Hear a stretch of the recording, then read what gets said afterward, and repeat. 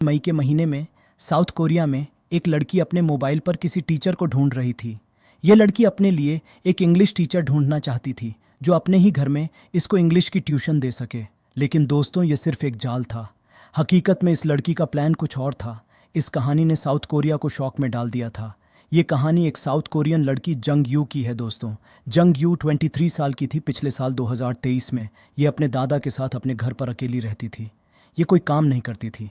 इसको crime magazines, crime based movies और हर उस चीज़ से जनून की हद तक लगाव था जिसमें जुर्म का जिक्र होता था।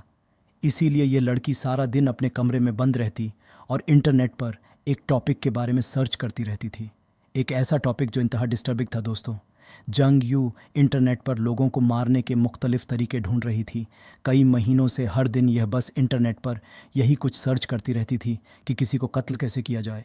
लेकिन दोस्तों, जंग यू की किसी से कोई दुश्मनी नहीं थी, तो फिर ये मारना किसको चाहती थी?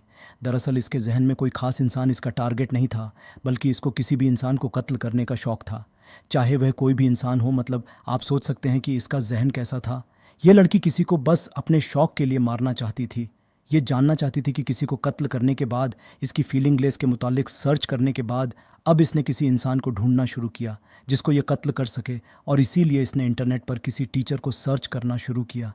जैसा कि मैंने वीडियो की शुरुआत में बताया कि इसने एक झूठ लिखा कि ये इंग्लिश पढ़ना चाहती है और इसे किसी ऐसी से इंग्लिश ट्यूटर की तलाश है जो अपने ही घर में इसको इंग्लिश ट्यूशन दे सके। इसने तकरीबन 50 लोगों से रब्ता किया और फाइनली इसकी बात एक 26 साला औरत से हुई। इस औरत का नाम पुलिस ने मीडिया को नहीं बताया।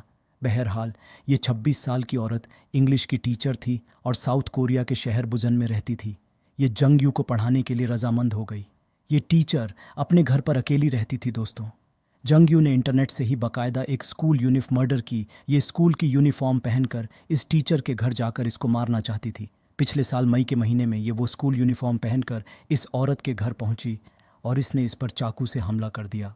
दोस्तों, इस जुनूनी लड़की ने इस औरत पर 100 दफ़ा चाकू के वार किए।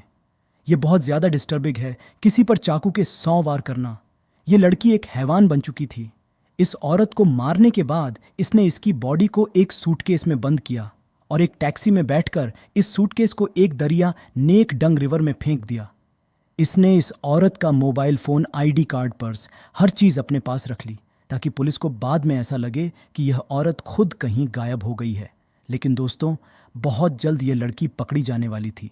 हुआ कुछ यूं कि यह जिस टैक्सी में बैठी थी उस टैक्सी ड्राइवर ने इसके सूटकेस को देख लिया था जिस पर खून लगा हुआ था। जंग यू को इस बात की भी परवाह नहीं थी कि उस सूटकेस पर खून लगा हुआ है।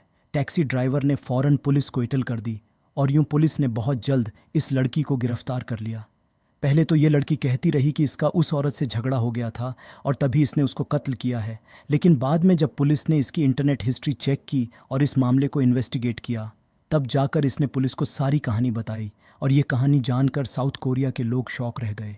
एक लड़की ने बस ऐसे ही बगैर किसी वजह के एक मासूम औरत को वशियार कर दिया था। जंग यू ने अदालत में यह भी साबित करने की कोशिश की कि यह दरअसल पागल है और इसने ये सब कुछ होश में नहीं किया है, लेकिन अदालत ने इसे सारी उम्र के लिए जेल भेज दिया।